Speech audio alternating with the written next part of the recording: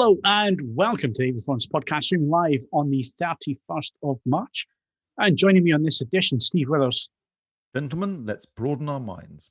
Ed Selley. Never rub another man's rhubarb. Tom Davies. What are you laughing at? And Cas Harlow.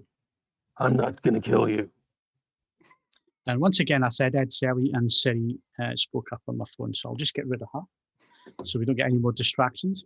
Did you win the Masters, Tom? Yeah, I did. Isn't it quite splendid? It's actually a secret Star Wars jacket. It's a Boba Fett jacket.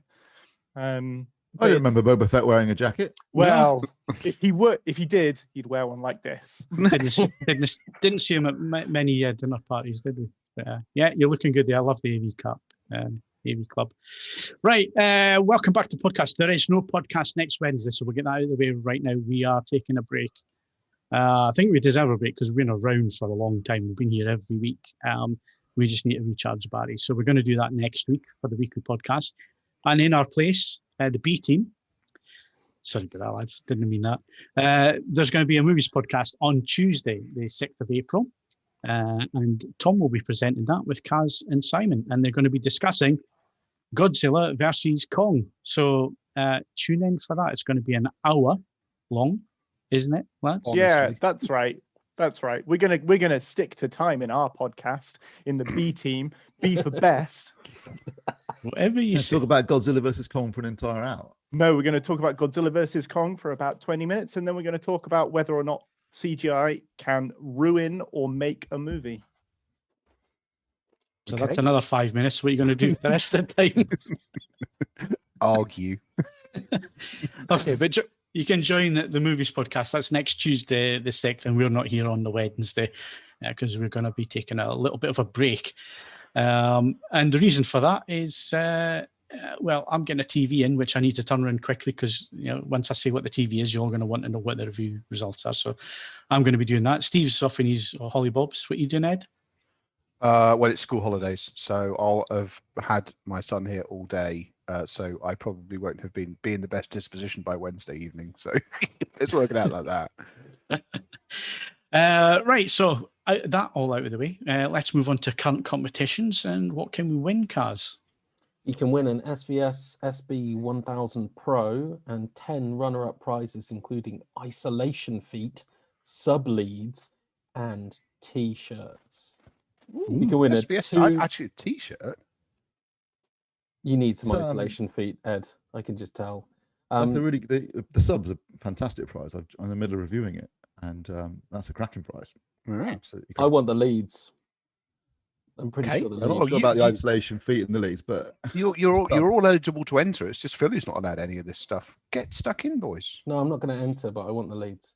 Right. 2 terabyte Humax Aura 4K Freeview recorder worth £279. That's those are your 2 big prizes, and then a bunch of new 4K Blu-ray competitions, including Gattaca on 4K, Silent Action, and The Craft Legacy on Blu-ray. Patron exclusive competitions for Kingsglaive, Final Fantasy 526, 4K, HBO's The Undoing Limited Series on Blu-ray, Yellowstone Season 2 on Blu-ray, and Criterion's March Blu-ray titles. So head over to avforums.com/competitions to enter. All competitions open to eligible AV Forums members resident in the UK. And in previous winners, we have John 9001, who won a copy of the Arrow Limited Edition Demons 1 and 2 box set. That went out in the post to you today, John. And stay tuned for the podcast exclusive competition to win a copy of the special edition Blu-ray release of Jean-Claude Van Damme's Wake of Death. When was that made? A decade back. Oh, so it's not long enough. It needs to be at least 30 years ago. I agree with you. It's like one of about 4 watchable films out of the 50 he's made in the last 20 years. So, but it is one of the better ones. Up there in the top 5 of his last 20 films. He's still making films. He's still making. I thought he was dead. No, that's Yaphet Kotto. Shall I Google him? because that'll be the. You I'm going to say Wake of Death. DVD. Had anyone but me? I hadn't heard until yesterday. I hadn't heard of the film Wrath of Man, the new Guy Ritchie, Jason Statham movie. And I'm saying, based on the trailer, this could be the best film of the year. I'm really looking forward to that. It looks awesome. It looks like a Statham film, but it's made by Guy Ritchie, so I feel like it's going to have something a little bit more to it than just normal Statham film, which is what every Statham film needs, because it's just got him going around shooting people, but it's going to have a Guy Ritchie thing to it. So yeah, well, that'll just be everybody talking in Cockney accents really quickly. Yeah, rhyming slang and non-linear twists, all kinds of crazy stuff. But with Statham shooting people in the background, I mean, I can't. Didn't even know it was in production. Never heard of it till yesterday. No, and it's out in like a month or something. Yeah, next month. Yeah, crazy. Excellent. Yes, there's no post-production on that. If only I was going to the cinema. Oh, yeah. Right, so that's what you can win, and well done if you have won. And we'll be back in a second with hardware. If you'd like to support the AVForums podcast on a regular basis, then why not become a patron? Head over to patreon.com/AVForums to sign up. You can also make a one-off donation through the Super Chat or via streamlabs.com/AVForums. All donations help us to improve the website and the podcasts. Thank you to all our supporters. Donations since we were last live. Thank you very much to Angel44, David Beavers, and Dave Chamberlain. All became patrons this week. Thank you very much for your support, lads. It really is appreciated. Thank you very much for that. I'm saying, lads, I don't know if Angel44 is a lad or a lass, but welcome. Thank you very much. Right then, let's move on to some hardware stuff. And Panasonic launched their TVs last week. It was kind of what we expected, to be honest. The top of the range GZ 2000, we already knew about. They announced that at CES. Well, there wasn't a CES, but they announced it at CES time. We've been through that CV. We know what it is. It's basically the HZ model with a couple of little bits and pieces added to the processor for things like AI, where they'll change the picture quality for sports and that kind of thing. Our advice, switch it off, don't need that. Set the TV up properly and it'll work for all types of content. So that's the flagship model. So this launch event that they held last week, it was last Thursday, was for the other OLED models and the LCD TVs. So the other models announced were the JZ 1500, the JZ 1000, and JZ 980. So the 980 and the 1000, they're basically very, very similar, almost the same TVs. It's just that the 980 has a more cost-effective looking chassis, shall we say. So it looks a bit more plasticky and not as nicely designed. More affordable chassis. Yes, more affordable chassis. rubber mats. Sadly, Wind down windows. They've still got the same horrible stands. Yes, they have. And they've now added that horrible stand to the flagship, which is really annoying. But yes, the model of interest, though, is the GZ 1500. Now, last year, the HZ 1500 had Atmos upward firing speakers and a soundbar. The 1500 doesn't have those this year. They've got rid of the upward firing speaker and they got rid of the soundbar. But what they have done is they've taken the Custom Professional OLED Panel that's in the flagship and they put it into the 1500, so you can have the custom OLED professional panel without having to have the Atmos sound bar and upward firing speakers, therefore saving some money. And it was one of the things that AVForums members have been going on about for a long time. I've asked the question on your behalf many times for the last 4 years. In fact, when they first announced the 2000, it was a case of, well, why don't you do this panel without all the gubbins? So they've eventually gotten around to it. They have listened, and they said so in the press conference that they had listened to the feedback that they'd gotten about speakers and the not needing them, but they wanted the custom panel. So you've got it. So could you actually now buy some? Just throwing it out there. We've asked for it for so many years. Could you now vindicate this by actually, buying it? Yeah. If you've asking a manufacturer for something, when they do it, then it's usually a good idea to buy it, because otherwise they'll stop listening in future, and will sell would what they be can sell. Curious to see how the new JZ 1500, how much that cuts into sales of the JZ 2000. I was just about to say, Steve, I no longer see a need for a 2000, certainly for our audience anyway, because exactly. Our audience, they're already going to have a sound solution of some kind. So the 2000 no longer makes any sense to that crowd. I'd imagine they're going to sell a lot more 1500s, which is great. I think Panasonic, they need to be selling TVs at the minute. And that's probably why the screen sizes go from 48-inch for these three new models. So the flagship is not available in a 48-inch. The JZ 1500 is available as a 48-inch, but not with the custom. With the flagship, you couldn't really do a 48-inch model because you'd be able to fit all the speakers and stuff in, would you? No, and and just as I was saying, Steve, the 1500 at 48-inch does not have the custom professional panel. Ah, right. So they also don't have one. So if you want a 48-inch 1500, you're not getting the custom panel. Yeah, you're getting a normal panel. And then obviously the 1000 and the 980, they're going to be 48 inches, but nothing bigger than a 65, which, given the LG display now sell 77 and 83-inch, I can see why there'll be questions as to why Panasonic are not doing that. And Panasonic's answer to that, when they were asked, was they're going to stick to selling stuff that they can sell, basically. They dodged that question. They're going to sell the most popular sizes. Basically, what it suggests to me, and I'm sure it suggested to you, Phil, is that they worked with LG Display on a 55 and 65-inch versions of those panels, but not anything else. Yeah, and you have to stress that these are not OLED Evo panels. So the 2000 and 1500, I've seen a lot of conversation online. They are not the same panel as what's in the LG Evo, which I'm getting tomorrow. The G1's getting delivered tomorrow. It's not the same panel. The Panasonic custom OLED panels have a heatsink in the back, which is used to. And Sony do something similar panel. Yeah, Sony do something similar this year. Although we've yet to see in this country anyway. I know they're now for sale in the States, and people are getting them in and testing them. But we don't get them till April over here, and no review samples at the minute. But it'll be interesting to see if it is the same panel. I know that Sony are driving the RGB pixels as well as the white pixel. So when they go for brightness, they are also going for a little bit more.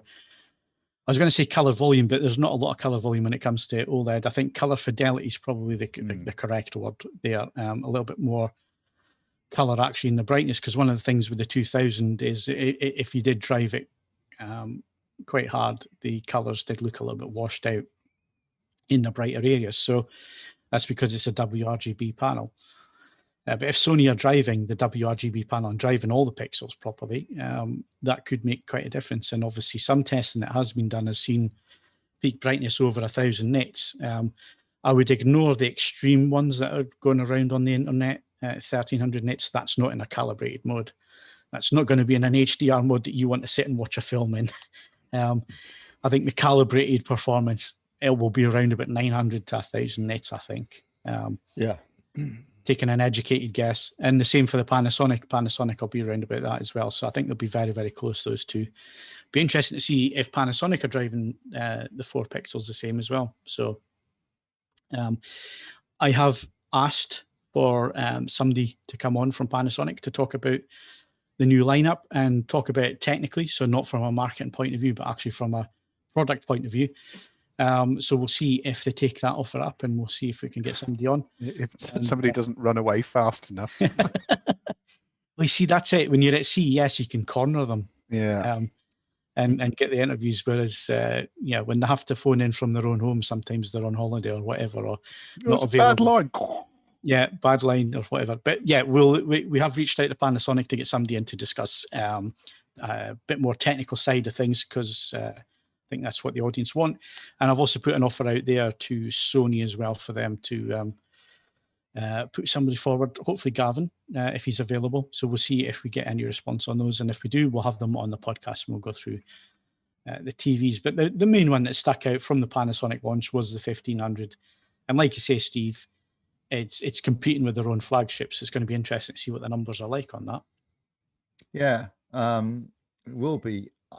As far just trying to remember now, apart from the Pro, is the only difference this year the HCX processor that's had an upgrade? Yeah, and it's on all sets, so right across the range, which is surprising because normally on the 980 you get last year's processor and last year's panel, but I was looking at the 980 on the Panasonic website today, and it looks like it gets pretty much everything. It's just the chassis is a little bit cheaper looking. You can see where they've cut the costs in terms of build quality. It's a lot of TV though for the money. I mean, that's absolutely. I mean, that's a cracking deal. I mean, I guess you're thinking about it. What could they add this year that they didn't have last year? Well, it's the same for all the manufacturers, isn't it? I mean, where do you go with this technology? It still has to mature a little bit. You still haven't quite hit the price point where it becomes mass market. Although I think this year we're going to see that with the new factories, new process and plants coming online and things getting cheaper. We'll see it more mass market, especially with 48-inch screen sizes this year, 42 to come next year, because LG Display have announced that they will do a 42-inch. Ah, the classic. I can remember when that was massive. It's what a sentimental size 42 inches is. But when you're talking about those sizes, it opens the market up to lots more consumers getting into OLED and so on. And I think it'll have matured enough that things like image retention and so on will not be an issue anymore. I don't think, or certainly not as big an issue as it has been with previous panels. I think they've gotten on top of that. And I think that's why the last 2 years we've seen the peak brightnesses be a little bit lower than we expected, Steve. Peak brightnesses were down about 100 nits this year. When I say this year, I mean 2020. So it'll be interesting to see if those peak brightness levels are any higher, or if they keep them lower, because that's obviously part of the mitigation to help when it comes to retention and so on. So it'll be interesting to see what the results are. But interesting lineup. Like I say, Panasonic are keeping it in the range where they know they're going to sell the product. So that's why there's no 77-inch or 83-inch. I don't think they believe the sales are there for them to develop those sets. So obviously they'll go to 65 and 55 and 48, which are the main screen sizes, popular screen sizes. So and it's important that we keep Panasonic in the marketplace because they've left Australia. They're no longer selling in the States. So I guess Europe and the UK and Japan are the major markets for them now. So so fingers crossed they sell. Good lineup, lots of good technology there. So be interesting to see how they do this year. Could do with a slight interface update. Yes, interestingly, and I can't remember which model it is. It was one of the LCD models. Has Android for the smart TV, whereas all the rest are home screen. So interesting that one of the models is dipping its toe with Android TV, and I can't remember for the life of me which one. There were many of them, and but I mean, obviously, I appreciate what the counter to that is that the web the interface on the ancient last gen plasmas still actually dials into all of the services still listed on there. I mean, it is very stable and very tough, but it does update at the speed of mammal evolution. And if I was to change my television in this specific environment, it's all very well saying I'll just get an Apple TV or whatever. I actually don't want to give over space. I could be giving over to record players for things like an Apple TV. So I do quite like the size of an Apple TV is tiny. It's a bit that. What do I do? Masking tape it to the back of the screen? Yeah. Well, actually, the new LG stands this year, you can actually attach your devices onto the back of the stands. Well, I think it's a great. Well, you can get some sticky back plastic. So you're serious? Are you telling me in that massive stand that you've shown pictures of, you couldn't find space for a tiny little Apple TV? Get real. It's the size of a hockey puck. It's got other stuff. It's got man stuff in it. Yeah. Okay. Anyway, that's the Panasonic TV launch event. Like I say, the main one that stuck out was 1500. That's the set to look at this year. Certainly for the AVForums audience. It's definitely going to be, I think, a big TV for them this year. Yeah. And that custom OLED panel is well worth the upgrade as well. It has proven itself over the last 2 years. Right. Before we wrap up on TV stuff, LG announced today, with lots of fanfare, that finally the OLED R, which is the rollable OLED, 65-inch, is now available. And it's going to be available on the brand's official website for you to pre-order. The only downside to this is need a pre-order of about 50 years, so you can save up for it. Yeah, it's £1 shy of £100,000. Bargain. I'll have 3. They can Although no, stuff actually, that up their bum. as I said on and our sod Skype, off while they're doing it. I said on the Skype the Skype conversation, what I'd actually do under those circumstances is I'd buy 100 LGB 10s, and every evening when I'd finished watching it, I'd smash it to bits like Keith Moon and have my staff tidy it away, and then a fresh one would be there the following day. And let's face it, okay, it's possibly not as immediately spectacular as a rollable television, but in some regards it's tremendously satisfying. So, and I'll get the AVForums bingo in here, mainly from the chat window. 100 grand and it doesn't even do 3D. No. So 100 grand, and I guarantee it will break. Well, that presumably is part of the unit cost is the cost of buying there is the cost of having 3 or 4 of the damn things over. Yeah, well, I mean, it's basically for Premiership footballers to show off to their mates when they come round after training. Oh, have you seen this? And they'll keep pressing the button to roll it up and roll it down, and eventually it'll just break. Yeah, I mean, what's the betting it starts to squeak? I mean, I think before any failures happen, I bet you one starts to squeak. Yeah, I mean, don't get me wrong. Steve's seen this. I've seen this. It was the main draw at CES about 3 years ago when it was first launched. I saw it as well. It looks really cool. It's a cracking bit of engineering, but 100 grand. I mean, it must be said, a few things I would spend 100 grand on in advance of a Rolly television. I'll be willing to bet that it goes up and down more times than it's actually turned on. What size? Are we still talking about the TV here? What size is this? Just out of interest. 65 inch. Right. Yeah. Okay, fine. Because, I mean, again, that seems odd, as you say. I mean, obviously, I guess the engineering runs parallel to the other panel development, but with something that I can't imagine that actually the panel size is the expensive bit on it. You might as well make the damn thing as big as you possibly can. 65 seems a bit half-hearted. I think what you're talking about here is the engineering. I think any bigger a screen, I think because the thing is you're rolling it up and rolling it back again, and you're going to get pixel failure. Just no matter how good you are at the engineering side. The amount of these that they're going to throw away, just looking at the price that they're charging, the yield is going to be 10%. Well, in that case, if someone from 1%. LG is listening, I'll have a factory second because it will entertain the cats. Yeah, but it's a cool device, really, really cool, and it's great to see it when you actually see it. But yeah, it's very, very expensive. It's rich, well spendy. It's the type of thing you buy for your yacht, I think. Is probably the best way to describe it. Is it yacht proof? I mean, there's a whole extra set of certifications for yacht proofing. Is it? I don't know. Yeah. I'm sure they'll get around that one if they've got a customer willing to spend that type of money. They'll get around it. So, well done, LG. Finally getting that launched. But yeah, I'm going to pass this time. Even on interest free, I'll just keep it. On Klarna.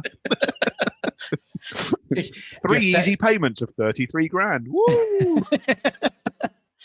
Yeah, or 30 years interest free. Yeah. Right. Moving on, we're going to talk integrated amp. Yeah. What you've been looking at? Well, it's up on the site now. Is the Cyrus i7 XR.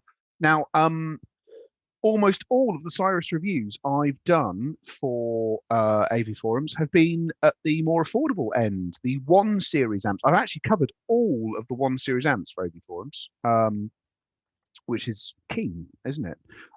The i7 XR, this is a bit of an odd one because it doesn't replace any existing Cyrus range amplifier. It and the larger i9 XR are all new models, and Cyrus's big statement with this amplifier is that it has been the XR range of products have been developed with the accounts department basically locked in the broom cupboard. So all of the components in them have been selected essentially without without too much recourse to the bottom line.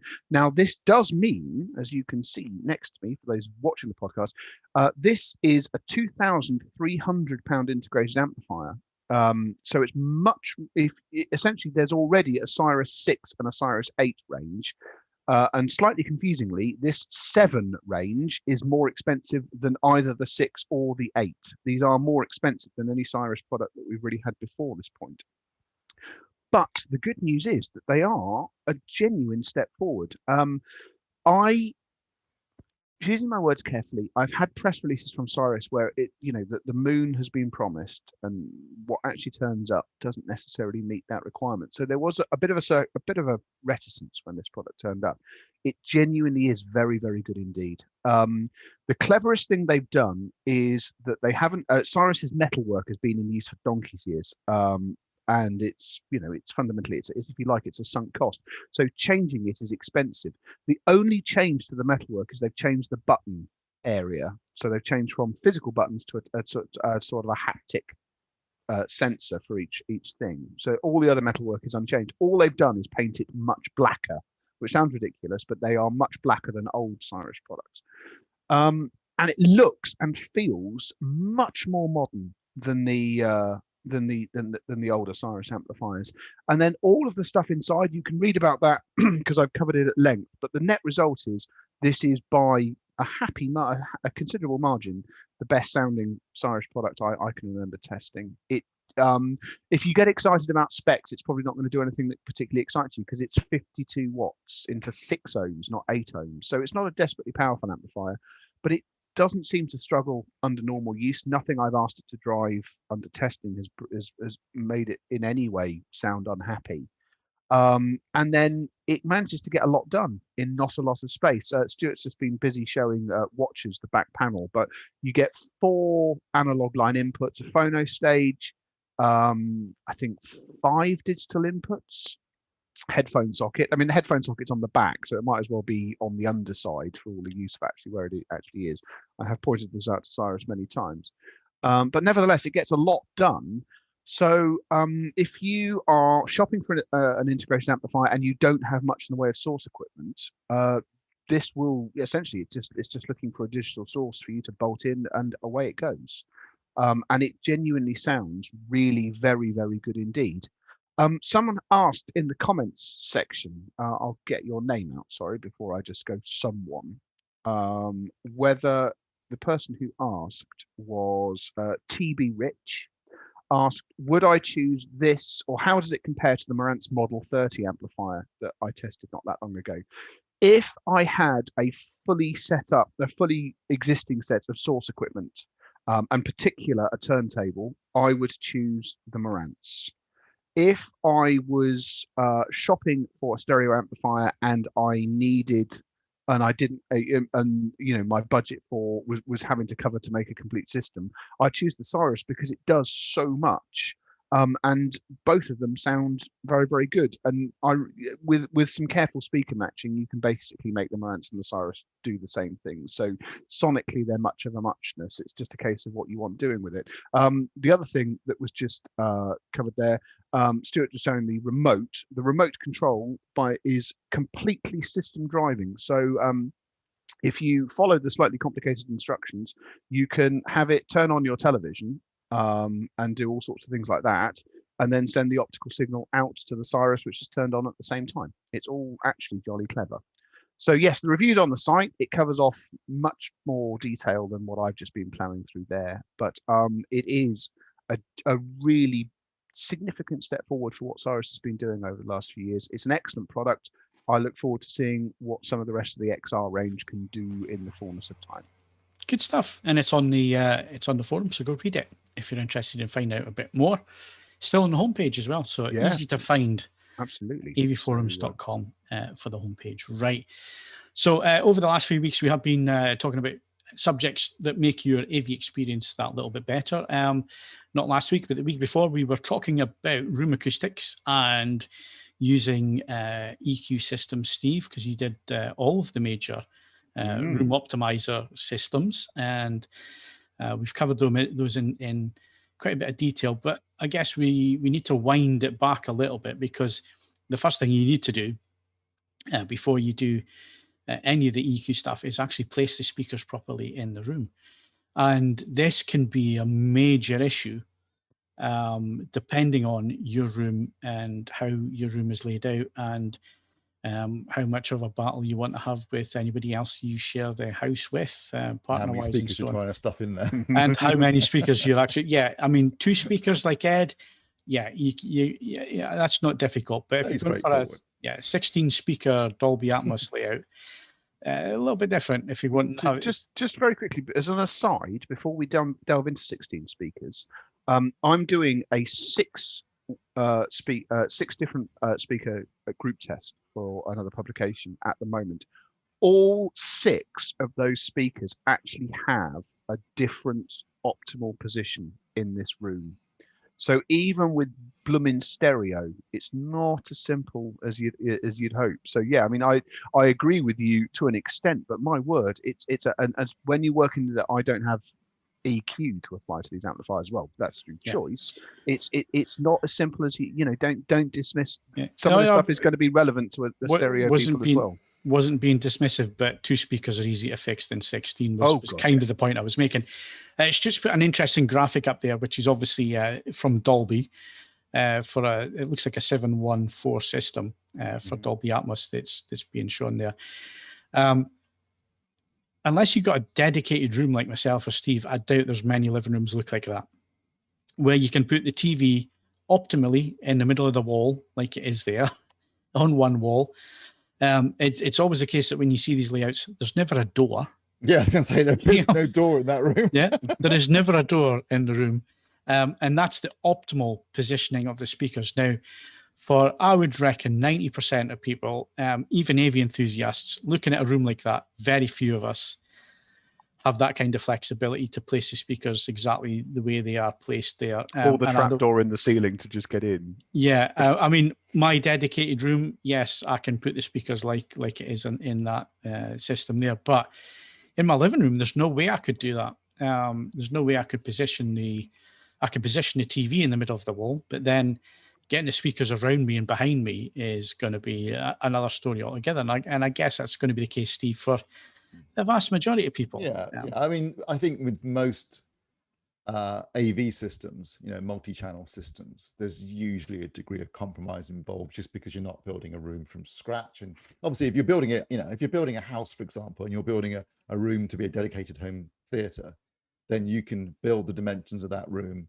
put the door in the right place, and place the speakers exactly where you want them to be. And I'd be honest and say that looking at Dolby's images for speaker placement, they're not necessarily, there'd be some debate about whether that's correct, because you would say, ideally you'd pick the sweet spot, and then you'd want all the speakers to be equidistant from that sweet spot, regardless of whether they're front, sides, rears. And I'd say that on the previous image where you had the side speakers, Dolby may have had them a little bit far forward from where I would have put them. I'd have put them just to the side and slightly behind where you're sat, and then the rear's genuinely behind you. But again, there's room for debate there. But yeah, in that picture that so that picture there that's now up on the screen. For those listening audio only, you're going to have to. Yes, this is not going to be very interesting. It's basically a 712 system. Yeah. So there's 2 speakers behind the sofa, and then there's 2 side speakers which appear to be in front of the sofa, which isn't where I would have put them. But you can read 3 or 4 different theories on where you should place speakers. I've got an entire book, thanks to Tomlinson Holman. It's about that thick, telling you about correct speaker placement. It's as Ed's pointed out, even with 2 speakers, it can be fraught with complexity. But generally, what you want to do on a multi-channel system is you're obviously going to have your front, left, and right, and center speakers at the front, left, and right either side of the TV. I suppose if you've got a screen like for I've got acoustically transparent screens. You might have the front three speakers behind the screen. Then you'll have side speakers to your side. I would say genuinely to the side, maybe just slightly behind you, and then two at the rear. And then obviously if you've got overhead speakers, you'll have those on the ceiling. So I have tripod dipole MK, and they are right next to me at the side and just slightly above the seating position. Are they directly in line with where your ears would be? Yeah. So it's basically, I can get away with that in that room because obviously that's where I sit, and it's normally just me in that room. So and those are your rear speakers, aren't they? There aren't any back speakers with your system. No, I've got back speakers as well. You've got back speakers as well, right? Yeah. So I've got a full 7.1 and then 2 height. I'm saying 7.1. I've got 3 subs running at the minute in the room, so it'd be a 7.3.2 system. But because one thing I was going to mention is having a 5.1 system is fine if that's all you can fit in the room. But rather than using height speakers, I would say a 7.1 system is more important because you need something to be filling in the area behind you. If you have room behind your seating position, it makes a big difference just to how your mind works and how you translate that system into something that feels natural. I was always a case of 5.1's enough in my room, and it wasn't until I put the 2 rear speakers behind me and repositioned the side speakers and actually thought, you know what, I've been wrong for a long time, because just adding the 2 rear speakers made a huge difference. Yeah, I mean, anyone who's been in a cinema, there are dozens and dozens of speakers going all the way around the walls and around behind you. And a lot of THX's early innovations were about trying to recreate that effect using 2 speakers for surround duties. Now you can put 2 more speakers, and so you can have 2 at the sides and 2 at the rear, and that fills in that hole and makes that job a lot easier. The whole thing with dipoles and tripoles, all these things were being developed as a way of trying to recreate that sensation in the cinema where you've got multiple speakers all around you. Yeah. And obviously at home you don't have that. And obviously that also harks back to Pro Logic, which was mono surrounds. So you didn't have discrete surrounds. So a lot of the THX post-processing was to give you the effect that you had discrete channels behind you, which you didn't. There were mono channels, but the processing made it feel like it was 2 separate channels behind you. And obviously we've moved on from there, like you say, Steve. So you can we now have discrete channels. We now have object-based audio systems where you can move sounds around the whole room and it seamlessly flows. But I think you have to come up with what you can fit in your room. And if you can fit 7 speakers in, and we'll call it the horizontal plane, because that's where those speakers are. If you can do that, but you can't put speakers on the ceiling, great. 7.1 will still work fantastically well with today's soundtracks, even Atmos soundtracks, down mixed. It'll sound fantastic. It'll sound really, really good. The main thing is getting the horizontal plane sorted for your room. Then you can think about putting ceiling speakers in, or even amplifiers, which is a perfectly valid solution these days. And a lot of post-processors, processors and AVRs have settings in the speakers set up to allow for Dolby-enabled speakers. So for the amplifiers, because they'll obviously roll just off change a lot the of phase, bass. basically. Because you can't bounce bass off the ceiling, so they've got to allow for that. But they work very well. Particularly, obviously, it depends on your ceiling. If you've got like a vaulted ceiling, ain't going to work. But if you've got a nice low flat reflective ceiling, they can be incredibly effective. Yeah, and of course. We're talking about in-walls. In-walls are a great solution if you've got stud walls, that is. If you've got meter-thick brick walls like I have in my house. Yeah, same with my gaff. It's not going to work. You just lack ambition. But if you've got stud walls, and like Steve said earlier on, if you're actually designing a room from the ground up, then in-walls, they've come such a long way in the last decade or so. And obviously you've got manufacturers, KEF spring to mind for ceiling speakers, THX certified. You can put 4 of them up in the ceiling, going to work perfectly well. You're not going to have ugly boxes sitting up there and so on. So there are solutions, but let's get back to the placement, because Can I just say there's one other Yeah, go on. thing which is wonderful about in walls is if you can hide the speakers. There's something fantastic about not being Yeah. able to see the source of the sound that makes a massive when you're watching a film, you become immersed in the movie and you don't even think about where the sound's coming from. I mean, Yeah. that can be really effective. it might sound like nonsense, but actually go do it, because when your eye can't see where the speaker is, then it just frees up the soundstage, and it adds another dimension to the soundstage. I think if your eye can see the speaker, then your brain's telling you where the sound's coming from. Take that speaker away where you can't see it, and all you've got is a wall of sound in front of you. It's a much better Right. experience. Absolutely. But Phil's right. If you're looking to do a system, I would concentrate initially on 7.1. Yeah. We Get the start putting things on the ceilings, get your horizontal plane sorted, and then look to expand. You can always have an amplifier or a receiver that's got the option to add things later, but get that done first, get that working, get them in place as precisely as you can. Obviously, as I said, there will always be compromises. The room EQ in the AV processor or receiver will help with that too. That's what the delays are for, to adjust for the fact that they're not usually equidistant from the listening position. Yeah. Primary listening position. But get that sorted first, and then you can move on to the other bits and bobs. Well, this is the important thing about being equidistant to the listening position, because at the minute we're talking about the ideal room, a rectangular room where you can fit all the speakers in and so on. Now, people don't have rooms like that, Steve. They have the TV in a corner, or they have off to one side. They can't fit surround speakers exactly where they should be. So that's where these EQ systems can become very handy, and where getting yourself a little laser measuring device becomes very, very useful, so you can get accurate distances to your speakers. Set all that up correctly, get all your levels right. I'm still using 75 dB with a sound pressure meter. I don't think things have changed too much.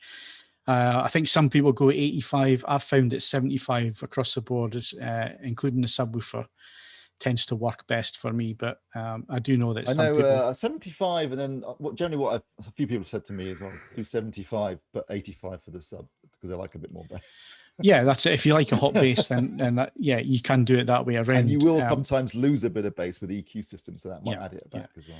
Yeah, but again, if you this is really important, where you can't actually place the speakers exactly where you want them to be. Get the basics right. So get the correct distances from your seating position. Get all that entered into your AVR or your processor, and the volume levels. Make sure everything's, because they all come with test tones now, and they're all proper test tones built into these devices now. Get all that sorted, then hand it over to the EQ system. And if you do a lot of the hard work for the EQ systems, the results are far better.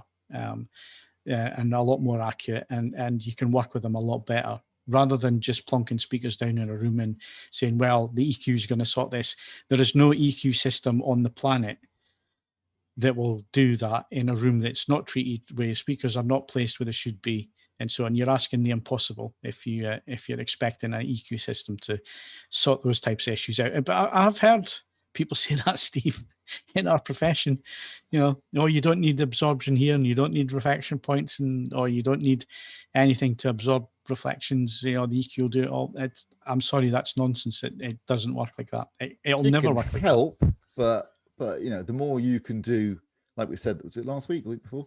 The more you can do in terms of setup, the less the EQ has to do, the better the results will be. So this a is lot of the these case things with are so many relatively, things, A lot of these things that we said last couple of weeks ago, not difficult things. The strategically placed sofa or comfy chair can work wonders. Yeah, A nice thing, rug, the that comfy sort of thing. chair. Nice 400-pound rug.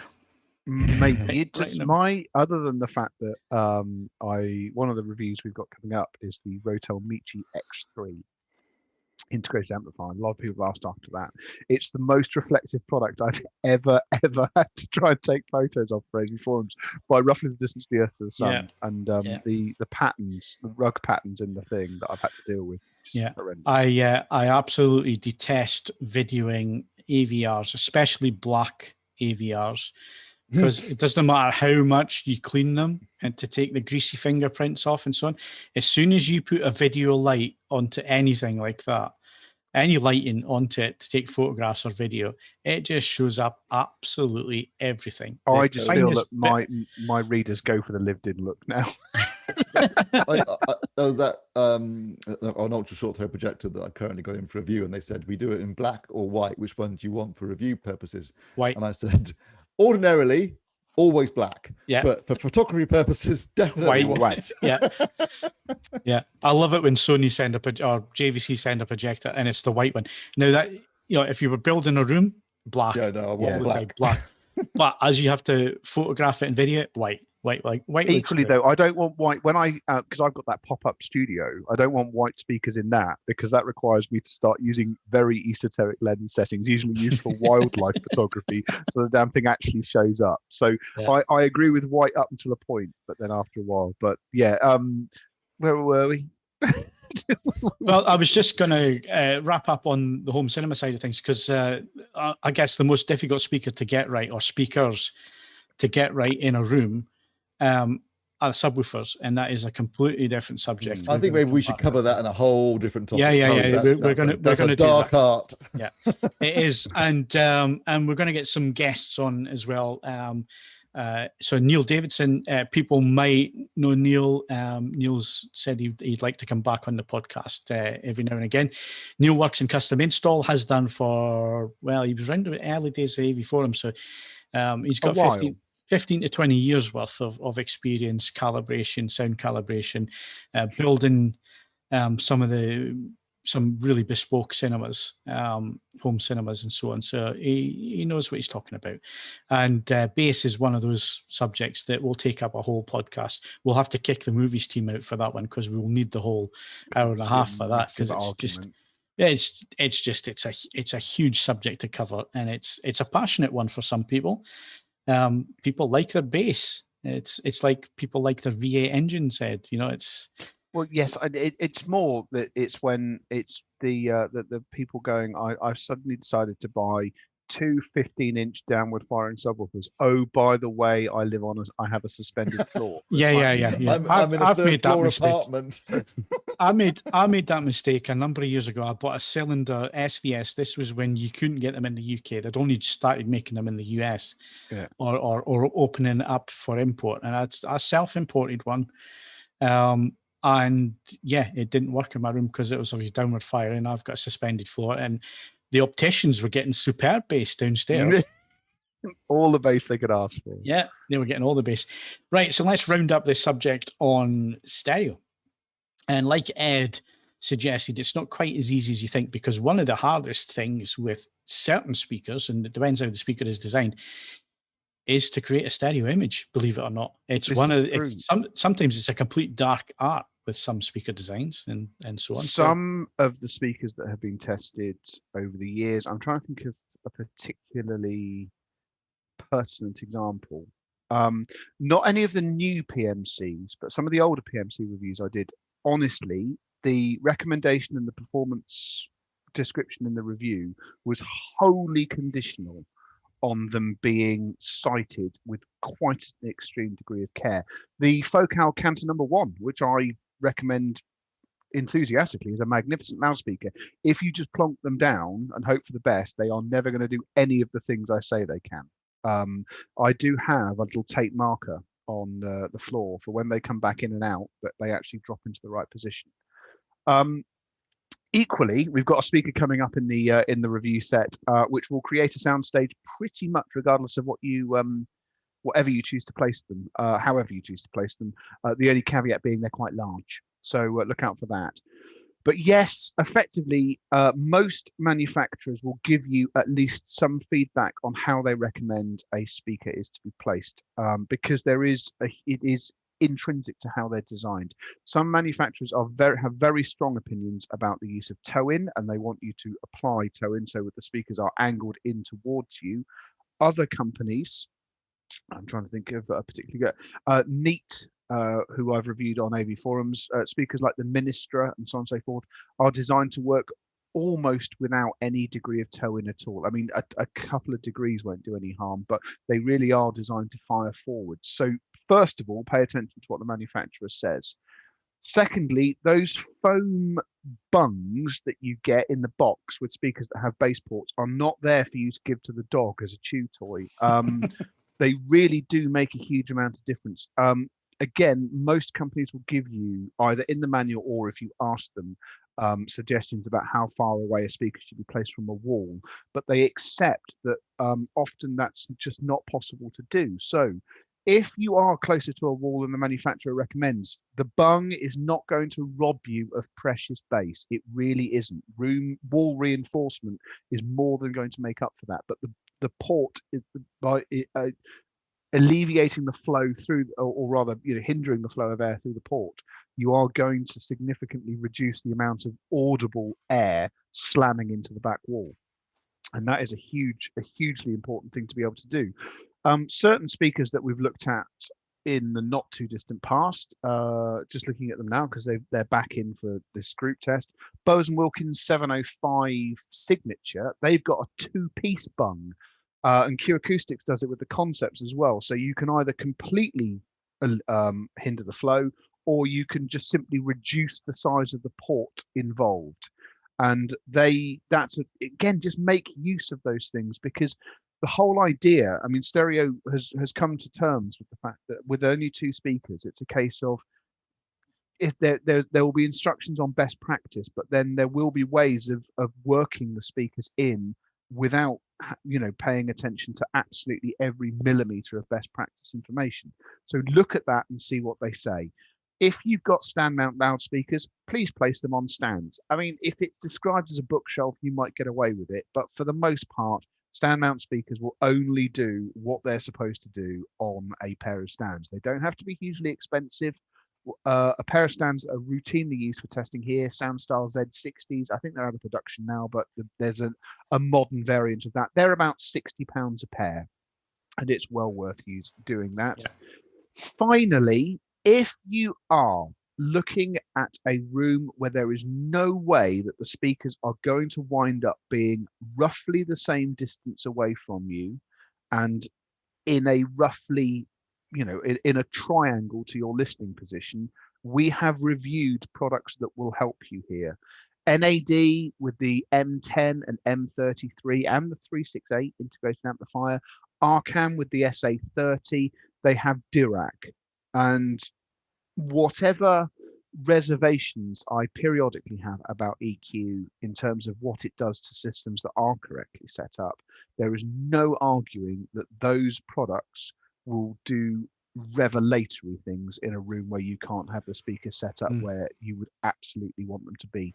Don't fight EQ when you reach a certain point, because if it's a case of listening to a system that's going to sound a little bit indifferent for years and years and years, or swallowing a bit of pride, getting the microphone out and letting Dirac strut its stuff, just use Dirac.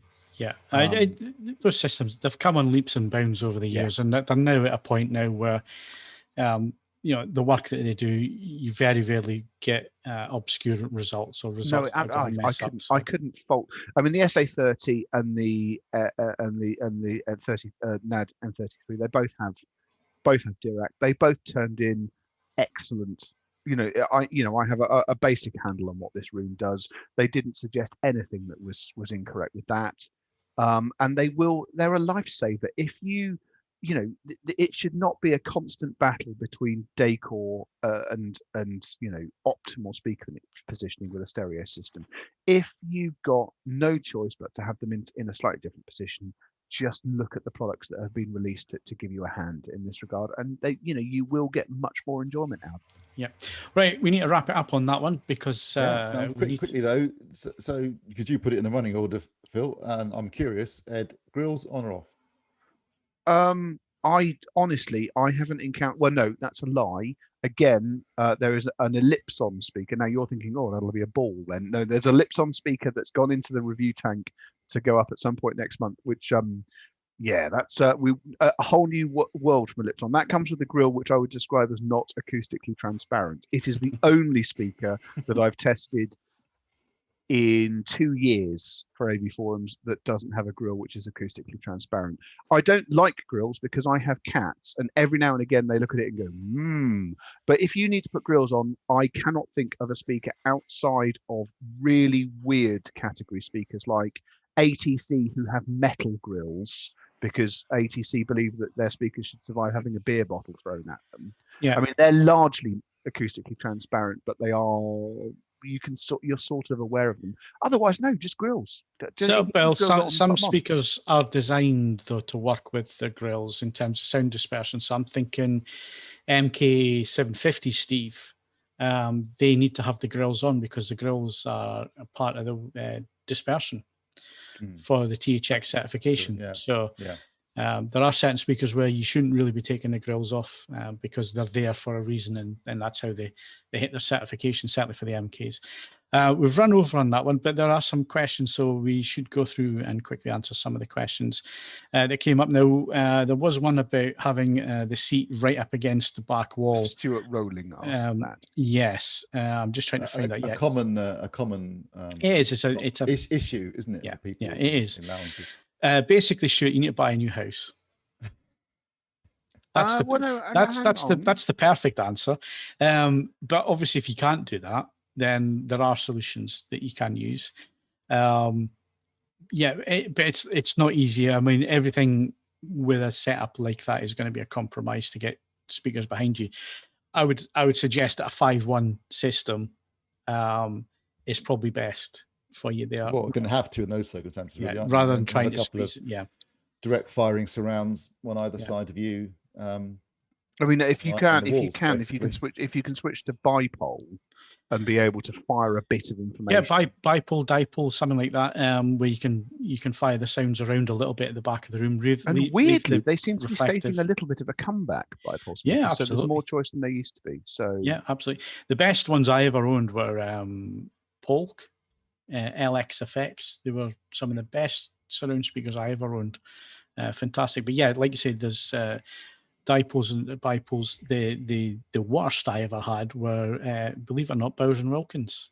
Those were a bit dipoles. Weird. Yeah. They were not good speakers. They went back pretty quickly. This was when short THX ones were brilliant as well, especially if you modified them to stop being dipoles and turn them into bipoles. They were brilliant. Yeah. So just quickly going through, see if they've missed any questions here. I don't think we have. I think we've answered those that were directed at us.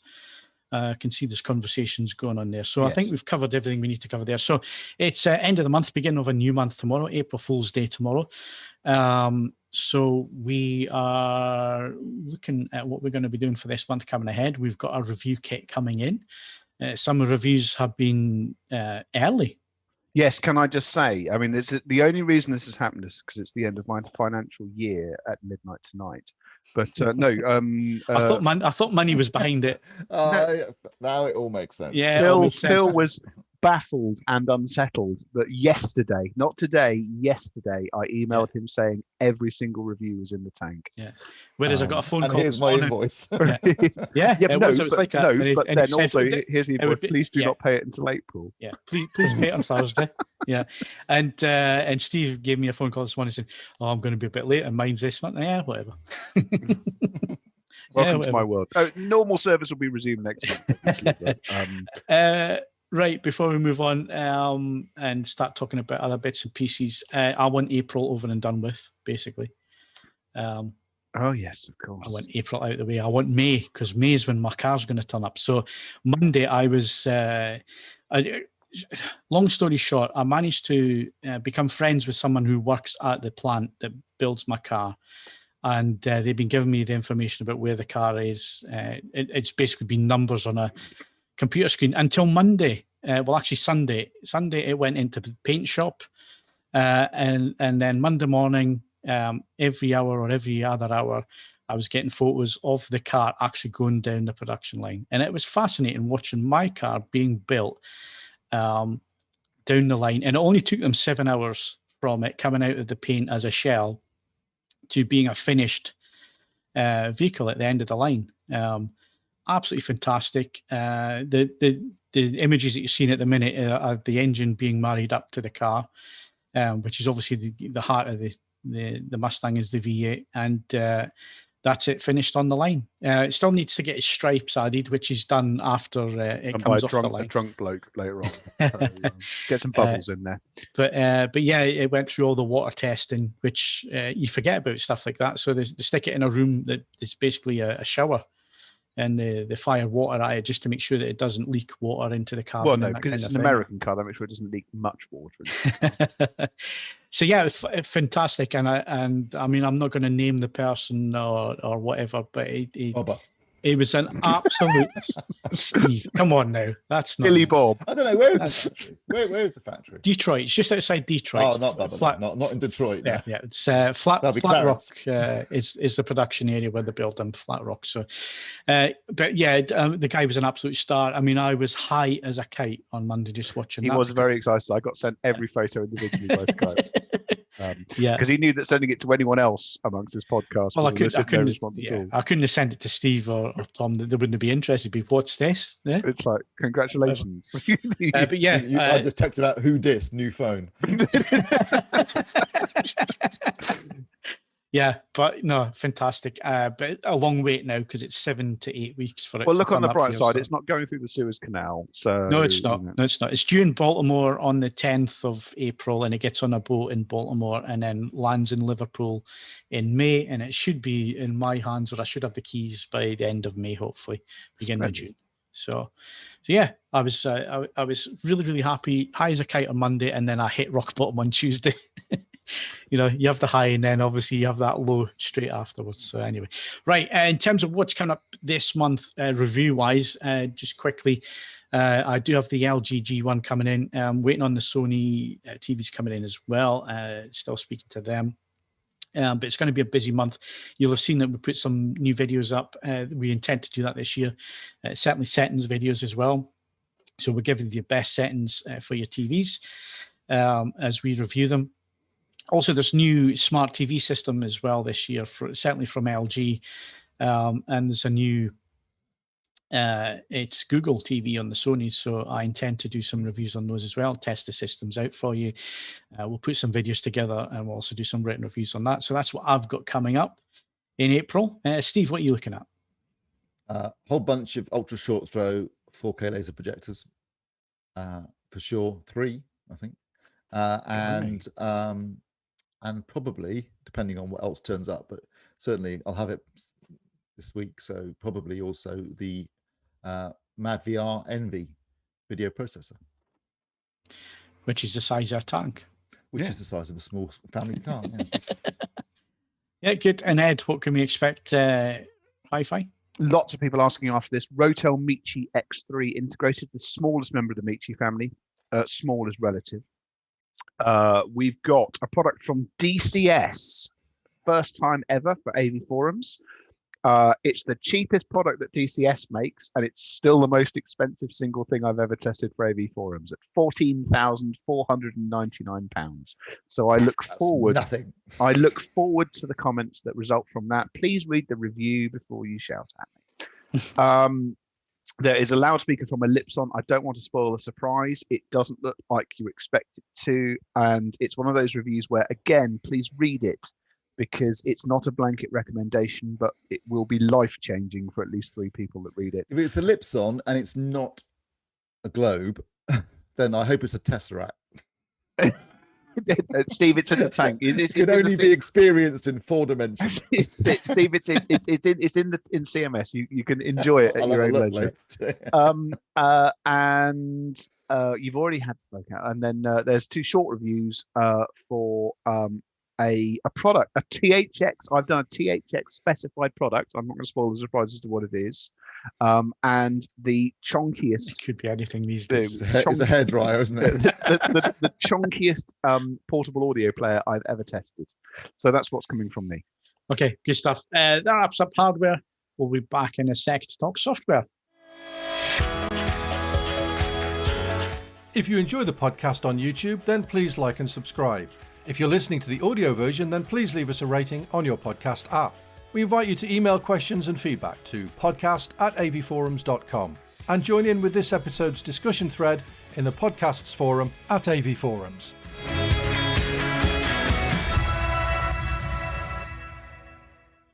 Ed likes his uncle, don't you, Ed? Yes. Yeah. Tell us all about it. Right, I'm going to be quick because obviously we need to talk about films.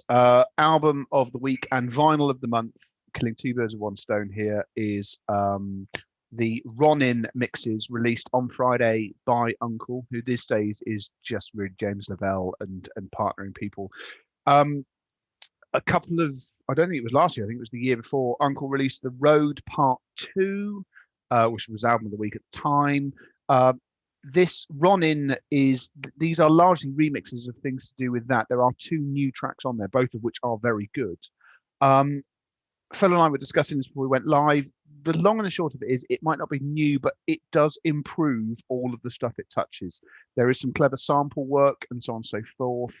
It's just a good listen. And one of the new tracks, If We Don't Make It, is the moment the sun comes out. It's going to be one of those ones that you're going to hear a lot because it's just right for that sort of thing.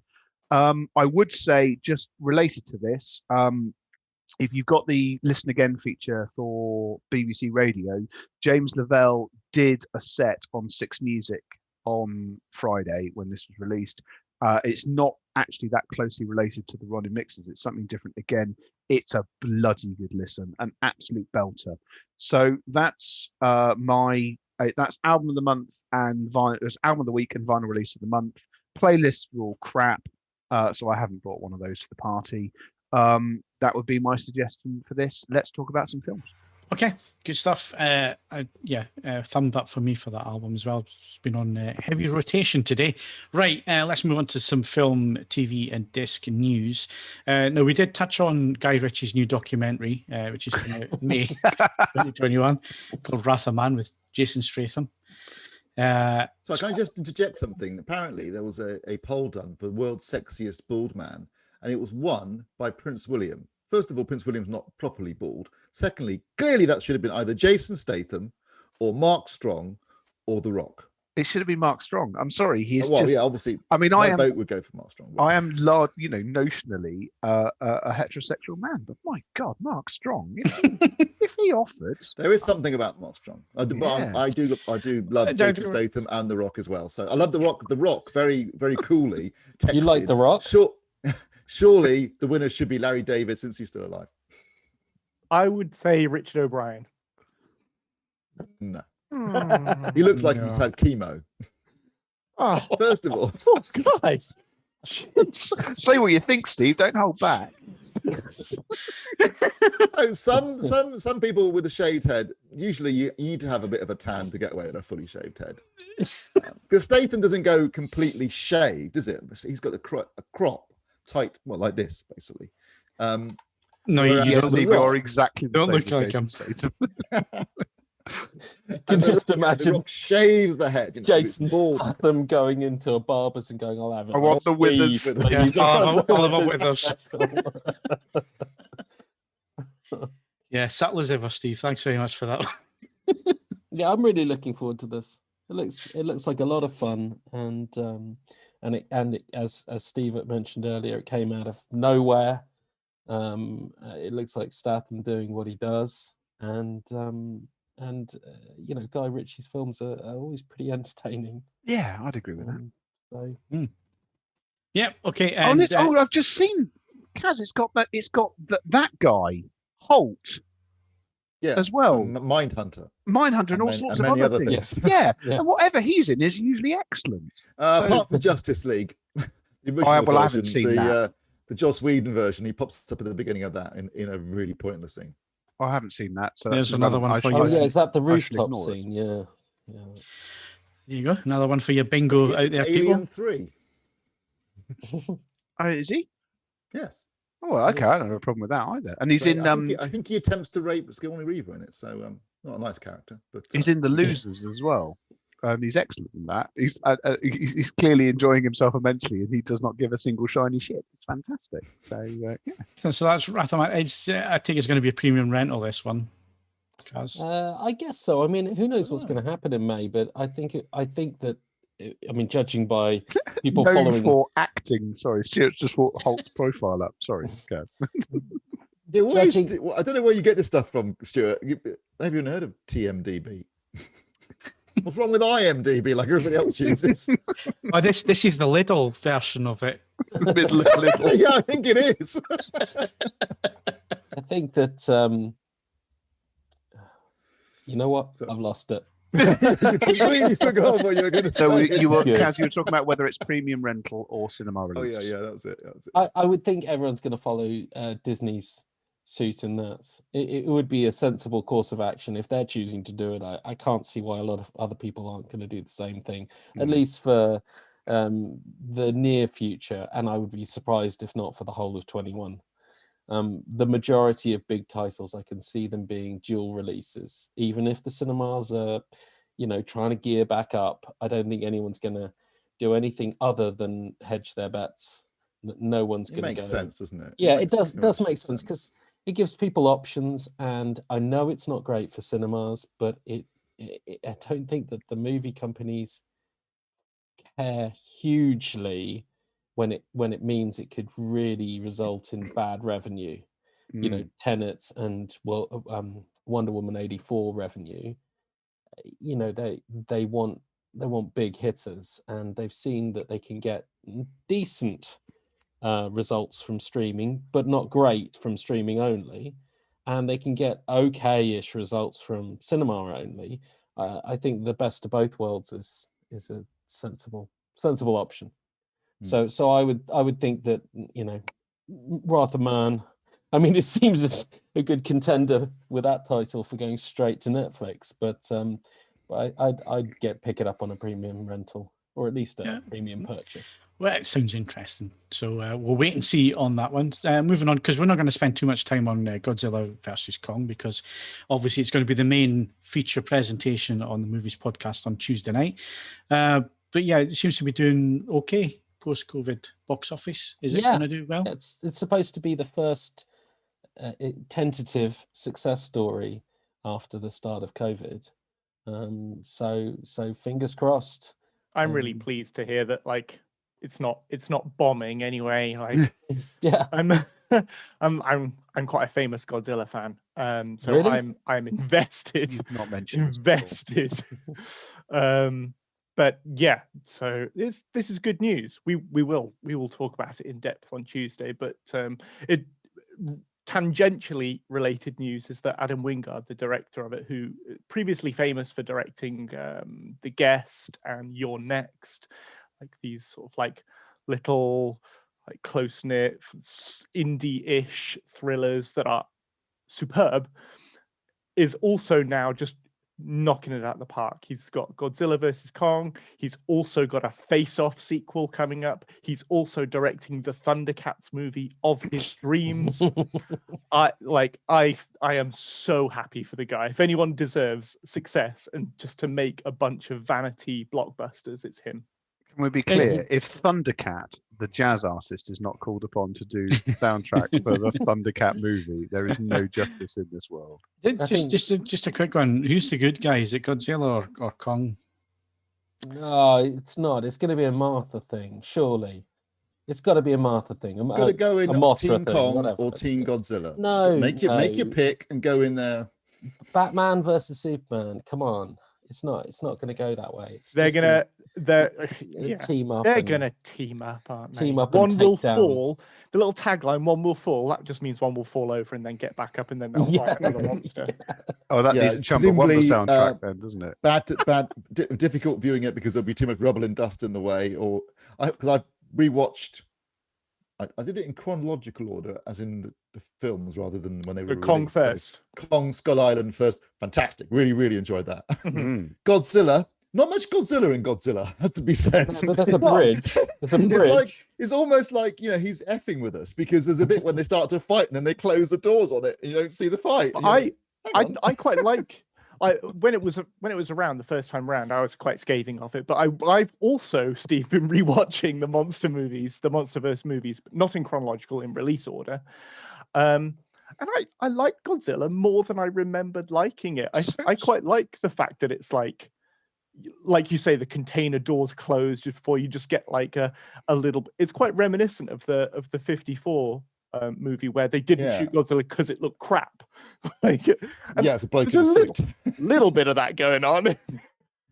But no, yeah, I found Some of the more shots in to it are like. actually quite beautiful as well. The halo Absolutely. jump into it is gorgeous. The scene where the burning train crashes into the water again is gorgeous.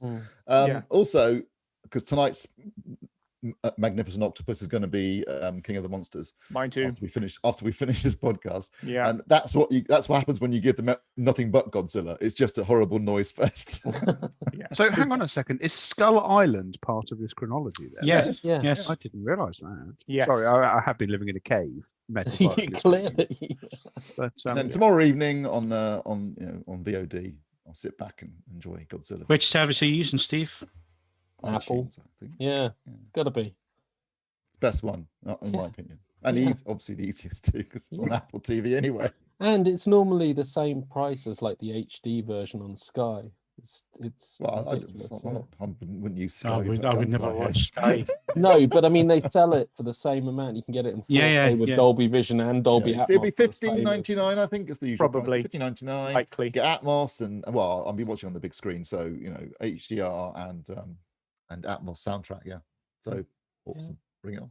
Good. But I think, Go on, I think- Cas. yeah, I think the announcement of a Face-Off sequel with Cage and Travolta returning has got me just like. Oh, they're returning, Thundercats. are they? He Yeah. said something along the lines of "They won't not be returning." Yeah, he was really. They said. They said. Are they going to swap in their faces again? They said are they? they could probably do returning? that. And They could probably do that in real time now. Wait a Anyway. minute. Isn't he dead? He said. He said. Cage's he's- character. No, he's not. No, he's like, you got to watch it again now. That's it, Steve. I haven't Gotta seen watch it Face again. Off in 20 years. What That's happens at it. the end? Got to watch it again. No, they I just just get their remember the face, they get their faces back. That's they fight on a boat and then they get their faces back. What go happens to down Cage? the, Does he go to prison then, does he, or something? Yeah, he moans a little bit in an ambulance and then.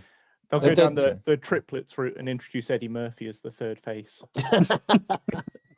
I mean, he was very subtle about answering it. He said he doesn't want to jinx any contractual arrangements. Well, that has to be mentioning- Travolta because let's face it, Cage would sign up to anything. Yeah, but he did go. You wouldn't be wrong if you were to say the names John Travolta and Nicolas Cage. So he did just give it away. But yeah. Well, maybe he didn't give it away. Maybe it's maybe he's playing with you. Well, I mean, if he's going to do a direct sequel, it seems like it has to have them, unless it has them at the beginning and they swap faces with like. I don't think they should swap faces. We should swap hair pieces and girdles this time. Yeah, they could just swap faces. Oh, with young Cage's got the crowd plugs now. going on, hasn't he, these days, and all sorts of stuff. Cage could still do it. It's just Travolta, I think. I'm pretty sure John Travolta would kill to swap careers, so maybe they'll go down that route. Yeah. I don't know. I don't think. I mean, Cage is doing a lot of work, but it's all phone it in, money shot stuff, what, isn't it? Cage? No, the not all Wally of it. World thing or whatever it is. That's very good. He's basically just like, here's however much money he gets, and it's like, yeah, well, because if you watch stuff like Wally World, they did a thing about Wally World on Red Letter Media, and it's brilliant because they were showing a scene. It's going like body double, all you can see his whole face. That's a Cage shot, and it's like the minimum amount of work. I don't want any lines. I'm not learning a single line. For I the love film. Wally's Wonderland. It was Mandy pure I Cage enjoyed, nonsense. and Color of Night was really Yeah. good. But and I did thoroughly enjoy the history of swearing as well. So I think that Cage is batting higher than anyone else in those DTV ranks because he does 1 out of 5 is good rather than 1 out of 20. So I think that they probably would swap roles because Travolta's batting 0 for 20, I think, on his straight to video. Has anyone seen Speed Kills? No, Bad. the only Gotti. yes, I saw Bad. Gotti. Just Pretty yeah. diabolical. Yeah, how could he ruin that? The only good thing about it was He I think the found a last way. I tell you what, you have him 5 narrating it as a minutes. dead man. That's how you ruin it. Just- it was that was bad. And what was the one about Moose? What was that called?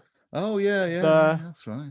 The something. You know what, the Moose one, he actually tried to do something.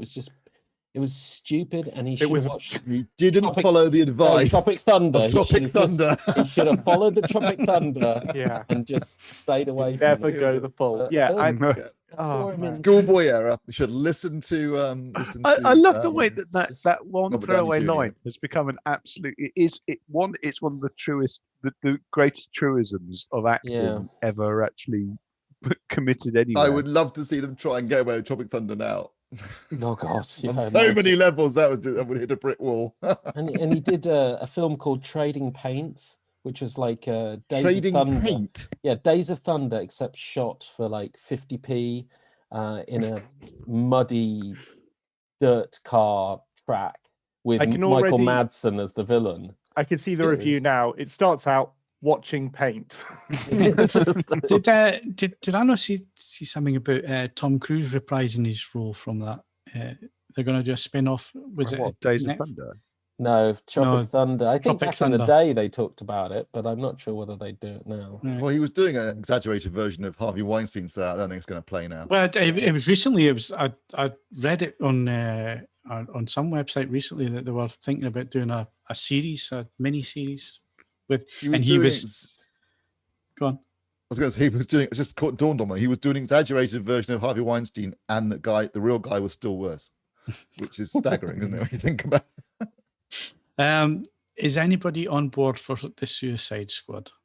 Yeah, look. Yes. yeah. Vaguely So interested that's now. the question for everybody. Yeah, Yeah. I think so. So I think it's James Gunn that's got me on board for it more Yeah, than that. I couldn't care. I trailer. couldn't care less otherwise. But James Gunn with an R rating, excellent. The It's- only thing in that trailer that looked interesting to me was the giant starfish.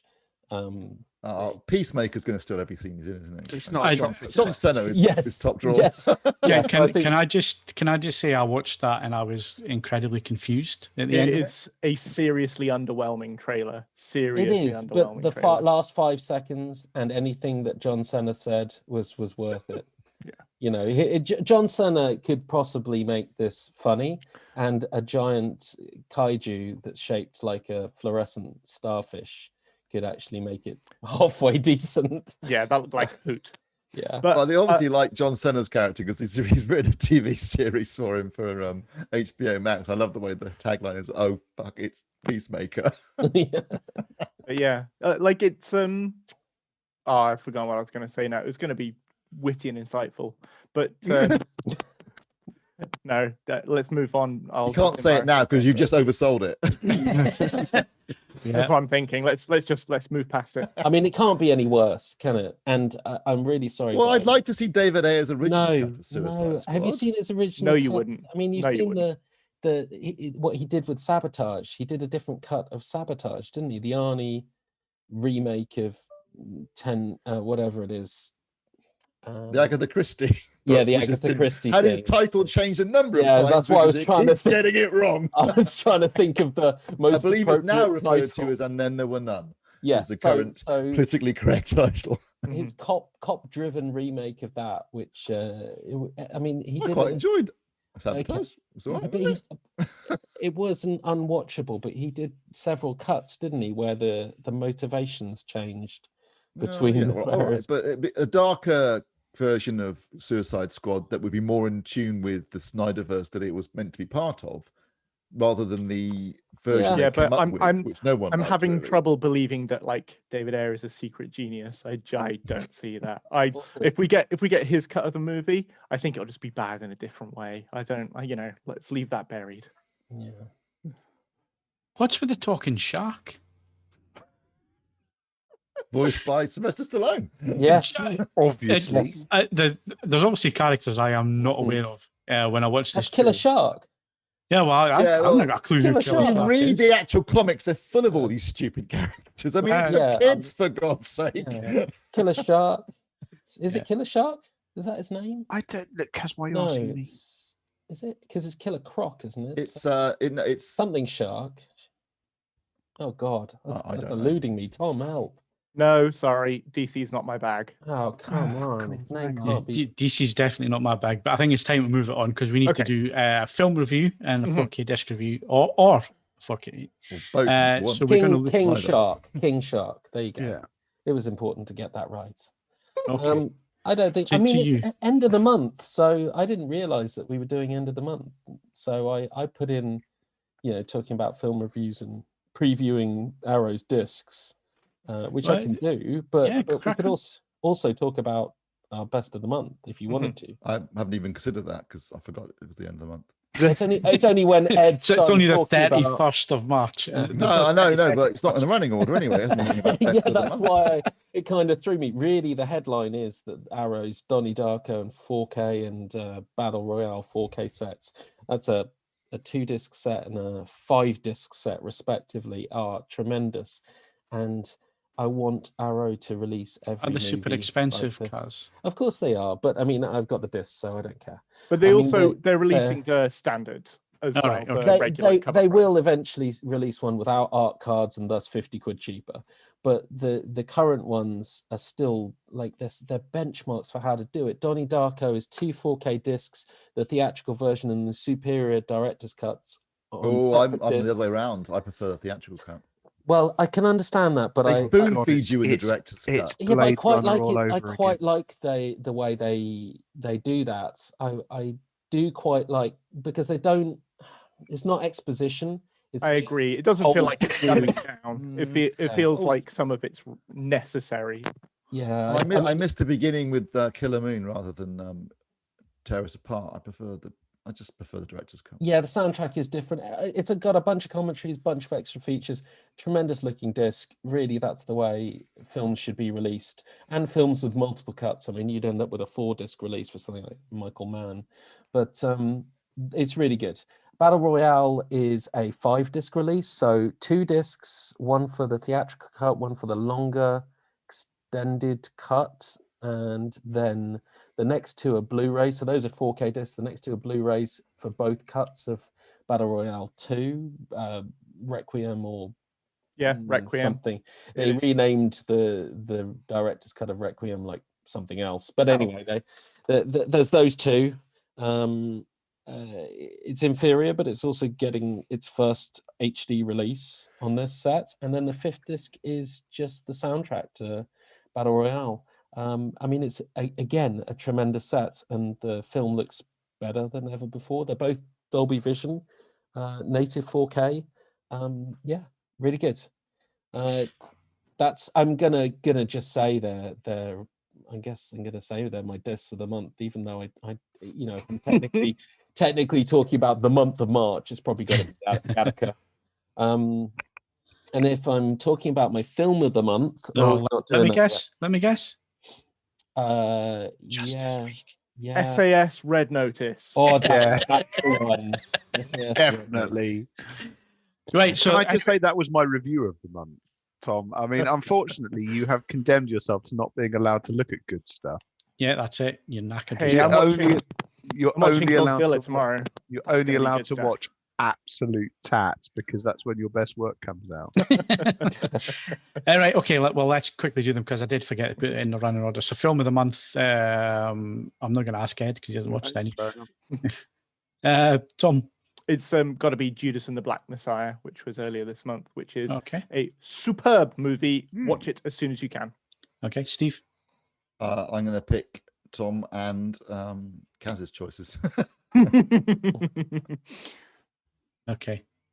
Right. That's film disc of the month. Well, there's only Cas and Steve that look at discs, really. So we've had Kaz's. Yeah, Steve. I mean, Moana looks great, but it's got to be Gattaca for me. Okay. Steve. Yes, Gattaca. Okay. Which is yours a steelbook, Kaz? It is, and I really like it. I didn't realize that. I mean, it's only available as a steelbook. I remember getting it thinking I didn't order a steelbook, and I realized that it comes as a steelbook. That's your only option. In the future, all discs will be steelbooks.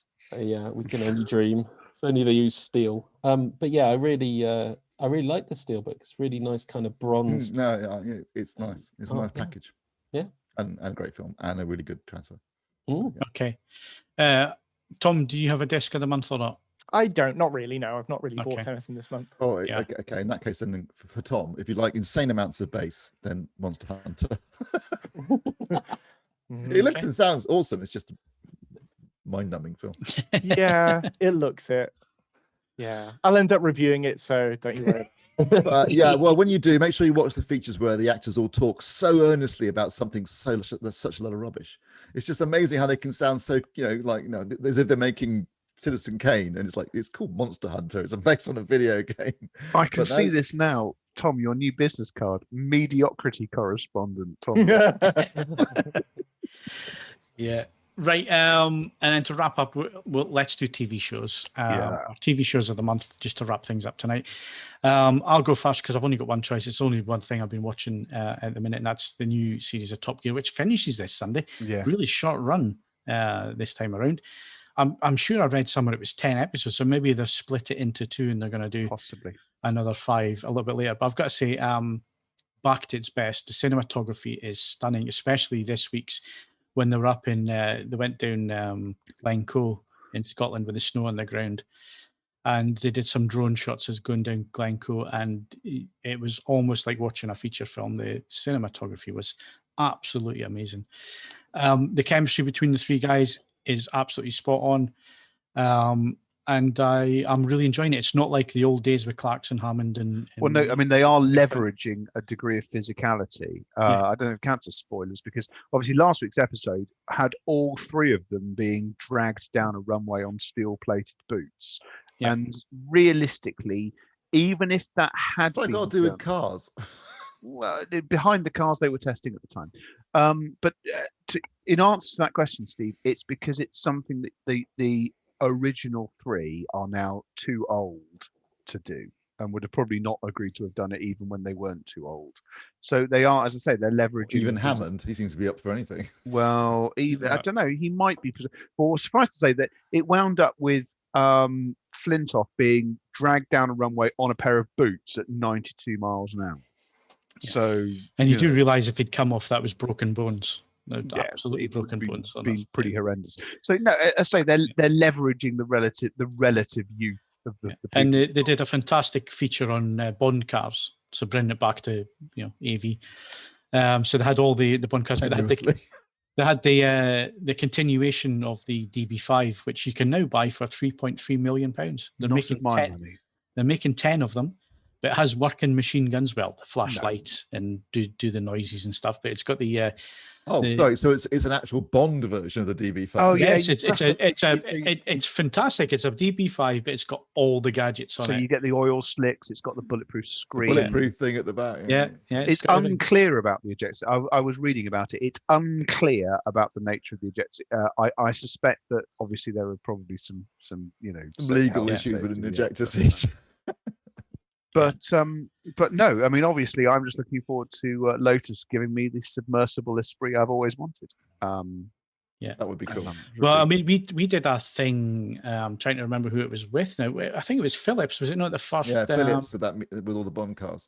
Yeah, and it was the Cars the Star Bond thing, and it was all the Bond cars from all the films, and it was fantastic. To be fair, I'm just thinking out loud. If Aston Martin wants to keep up with this continuation business, if they do me a continuation Living Daylights Aston Martin, I'll do terrible things for one of those. With the skis, the rocket motor. Yeah, but you'd have to do some terrible things to get millions behind you, Ed. It's trust me, there are no limits to my depravity. Right. So anyway, time is moving on. So that's my choice. So let's go through everybody. Ed, MasterChef. No. Okay. Much as I'm enjoying MasterChef, the 3rd season of Drive to Survive, the Formula One doc on Netflix, is my television of the month. I very rarely binge watch television. I watched it over the course of about 3 nights. The layout is different. It was curtailed in so many ways because of COVID, not just the season, the way they were filming things and so on and so forth. But if you're not in some way moved by the episode shot around the Bahrain GP where Roman Grosjean had his accident, and not just because of Roman Grosjean's accident, because of then who went on to win it and so on and so forth after that. I've forgotten that Sergio Perez drives the rest of his life. It's just it's peak television, and it must be said. I mean, we talk about the benefits of 4K and Dolby Vision and so on and so forth in an academic sense, and we talk about high frame rate for sport. It's the first time I've seen the fire that involved that Roman Grosjean was involved in 4K, and it's like the difference, the visceral difference. Yeah, and the length of time he's in that fire for is staggering. It's Because I mean, just- it goes on and on. You think like, well, he must be out by now. Oh my God, he was still in it. And it's a staggering piece of television. And we've said this before. Even if you don't, I mean, I don't watch Formula One races live. I don't often watch the highlights. You don't have to have that much of an interest in it to find it utterly compelling television. And as Steve said last week, the episode with Ferrari, if you wanted The Office with 800 brake horsepower car, basically that. Hysterical.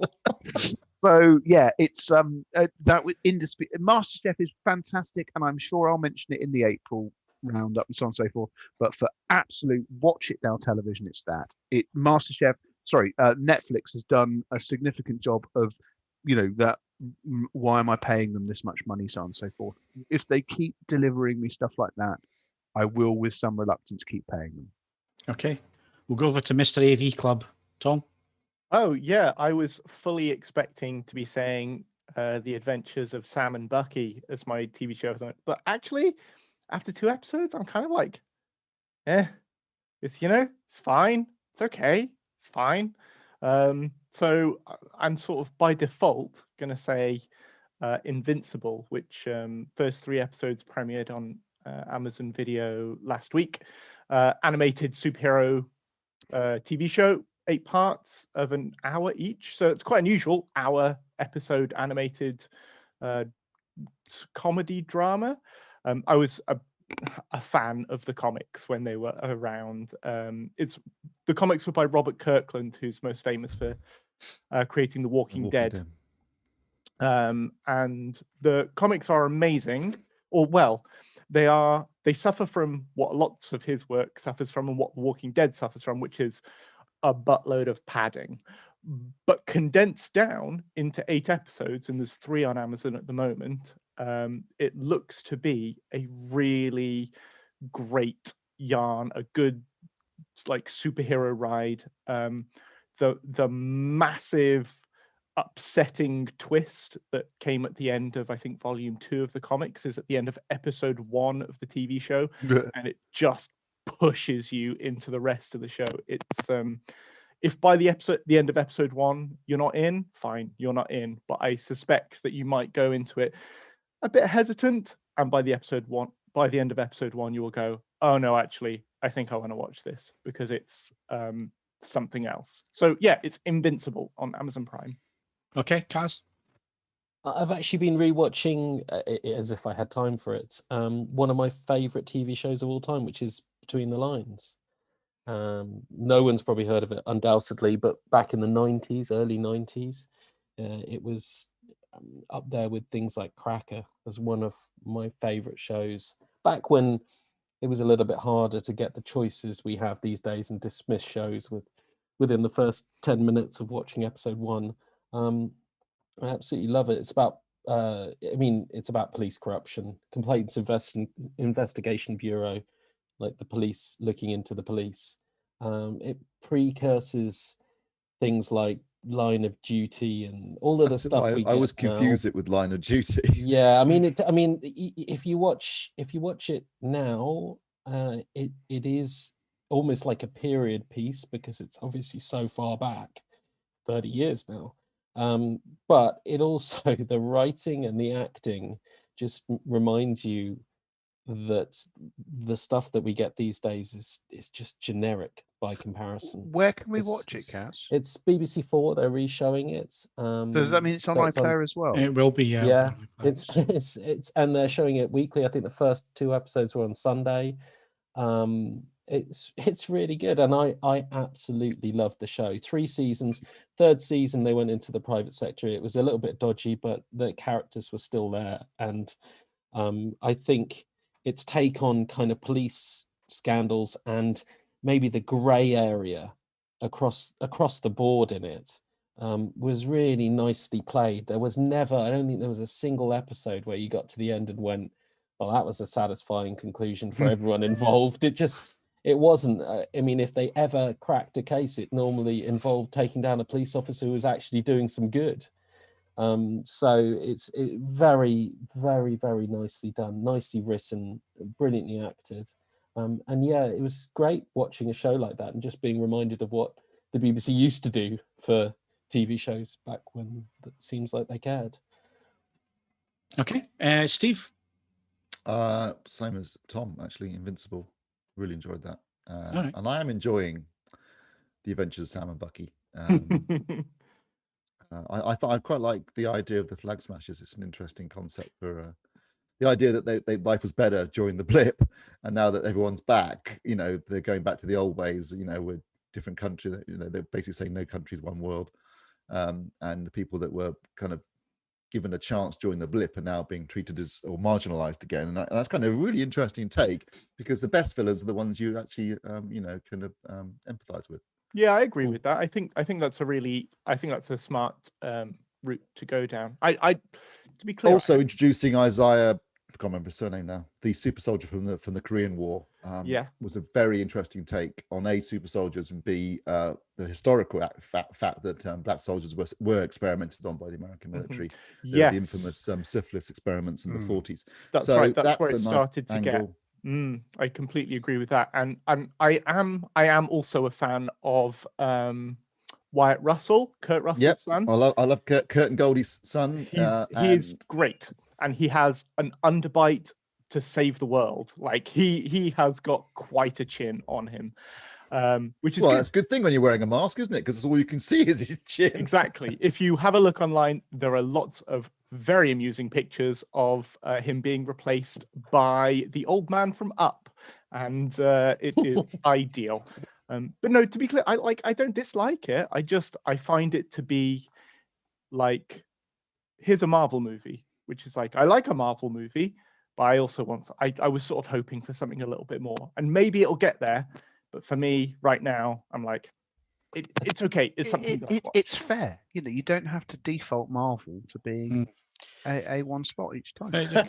Quite telling that every Friday I was there for WandaVision, and this time around I'm a bit like, yeah, I'll wait for a few episodes of this one before I sit down and watch it again. I watched the first episode, but it hasn't really pulled me in for the second. I mean, so they should have showed it the other way around. I mean, that was the plan, wasn't it? Yeah, that was I think the they plan. should have showed For it the other sure. way around. People missing Marvel and then watching Falcon and the Winter Soldier, they might have got by on goodwill, and then, you know, lump WandaVision in there and blow people's minds with. Yeah, I whatever's think I put going in the on there. review, Would've like been the first episode is just an easy, like, welcome back to Marvel, Yeah. and it's really telling that was meant to be like, we can still do it, guys. Like, we can still make superhero stuff, and we don't need that now because we've seen WandaVision and we know that they can do some really crazy stuff. yeah. Yeah. Okay. Well, I guess that wraps up the movies and TVs and stuff. So before we wrap up tonight, before we go to competition, there was a donation from Fergie B. Thank you very much, Fergie, for your £5 donation. This one's for you, Steve, because he's talking about room correction software. So can you see the question, or do I need to read it? Yeah. It says the room correction software set the subwoofer to 0 dB. Is it, say, minus or plus 4 to increase subwoofer volume? Thanks. Well, yes, it will be plus, but I would suggest you might want to try increasing, because usually the recommendation would be to adjust or set the subwoofer volume using the level control on the back of the subwoofer itself, rather than in the software, and then just rerun the software. Yeah. If you feel that you're not getting enough bass, just turn the sub up a bit, rerun it, is what I would suggest, rather than changing the level in the actual software itself. Yeah, I mean, you don't say what software it is. I know Odyssey, the latest. Yeah, that doesn't help either. it wants you to run it at a certain volume, or it won't let you continue on to the next stage. So I don't know what system you're using, but they can be a bit pernickety as to how to use them. So, so yeah, hopefully that. Word. What Sorry. is? Yeah, that's right. Pernickety. Some of the software, some of the software will ask you to set the subwoofer level first, and if it's too high, it tells you to reset it. So if that's the case and you're not happy still, then yes, increase the. Well, you can either just turn the sub up a little bit after you run the software, or go in and use the plus or minus in the software itself. But if you want to increase the, I'm assuming, you want to increase the subwoofer volume, then go up on the control. Yeah. Well, thank you very much for your donation there of £5, Faggy. That is appreciated, and hopefully that answers your question. So we'll do the podcast competition, Cas. Sure, to win a copy of Jean-Claude Van Damme's Wake of Death on special edition Blu-ray, use the following question to select the correct answer from the competition page. In Wake of Death, what is Van Damme's character's name? And here's a hint, it's not Jean-Claude Van Damme or co-star Simon Yam. For those 20% of people who got it right, well done. There you go. 20%. Right. Well done, people. That's us wrapping up for yet another podcast. So my thanks to Ed Selley. Hello, Vinny. It's your Uncle Bingo. Time to pay the check. Cas Harlow. I've got to go to work. Tom Davies. Winged freak terrorizes. Wait till they get a load of me. And Steve Withers. We're going to rat it out here, boys. Don't forget, we are not here next Wednesday. The weekly podcast is taking the week off. So we are not here. But the Movies podcast is coming along on Tuesday the 6th. It's an 8 p.m. start this time around. And they're going to be talking about Godzilla and Kong and all things. And other things. And other things. They've claimed yes. other things. We'll hold Okay. them to it. I might. But it's only going to be an hour comments. long. They promised it was only be an hour long. So we'll hold them to that.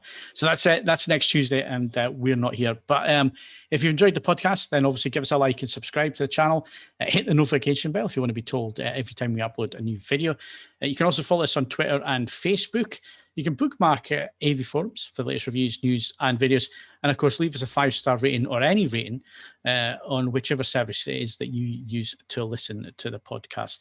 I'm Phil Hinton. Thank you very much for joining us. And don't forget, tune in for the Movies podcast on Tuesday.